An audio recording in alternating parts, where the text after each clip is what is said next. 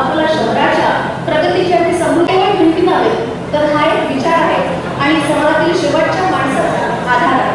सामाजिक आर्थिक व शैक्षणिक उन्नतीकरता अनेक योजना सामाजिक न्याय मंत्री स्ट्रक्चर इमारत आहे। महात्मा फुले मागासवर्गीय विकास महामंडळ लोकशाही अनुभवासाठी आजचा हा सोहळा अतिशय महत्त्वाचा आणि ऐतिहासिक ठरतो।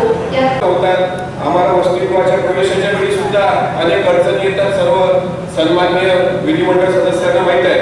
त्यावेळी आम्ही शिस्त आहे त्यामुळं आणि दुर्दैवानं सांगावं आणि त्यांच्या या समायोजनामधून जे कोणी दलित राहतील, आदिवासी राहतील, ते निवडणुकीला उभे राहतील 6 महिन्याच्या आत करते हुए आज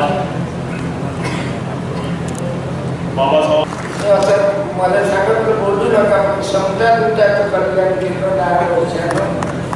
चांगल्या कामासाठी पैसा नाही, अरे एखादी सूतगिरणी काढायची तर लोन किती देऊ शकतो मी माहिती तुम्हाला? 100 कोटी। परंतु आपण सगळ्या कार्यकर्त्यांना सांगतो की उभं राहताना एवढ्या मजबूतीने उभे राहा। घरात आपल्या गावाच्या बाहेरचं घर आता कधी गावात आलं हे आपल्याला कळायला जरी नसलं तरी त्याच्यावर समाधान मानू नका।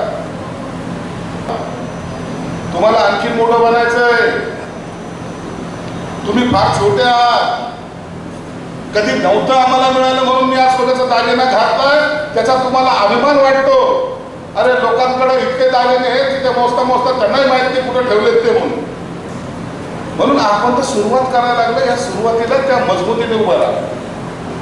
ते खात्याचा मंत्री म्हणून सांगत नाही तर तुमचा बांधव म्हणून सांगतो। सत्यपाल महाराजांचे कीर्तन मी आल्या छोट्या तक्रारी आपण निवारण करू शकलो नाही, तुम्हाला वाटतं काय अर्थ नाही? आज मी या ठिकाणी आलेलो आहे, पुन्हा एकदा आम्ही सर्वजण आमदारांना पुढच्या महिन्यात पुन्हा येणार आमदारांना सांगेन आता जो तुम्ही मला जे पत्र दिले त्याचा प्रस्ताव ते त्यांना एक पत्र द्या। उपायुक्ताला सांगेल तातडीने प्रस्ताव पाठवा। अहो मी 120 हॉस्टेल बांधण्याचा संकल्प केला, 1200 कोटी रुपये ठेवले। सारखा कार्यकर्ता जेव्हा घडतो त्या टायमाला आम्हाला यांच्याकडे पाहून खऱ्या अर्थानं एक प्रेरणा मिळते। होय यांचे आम्ही शिष्य आहोत, यांच्यामुळे आम्हाला खऱ्या अर्थानं समाजकारणाचे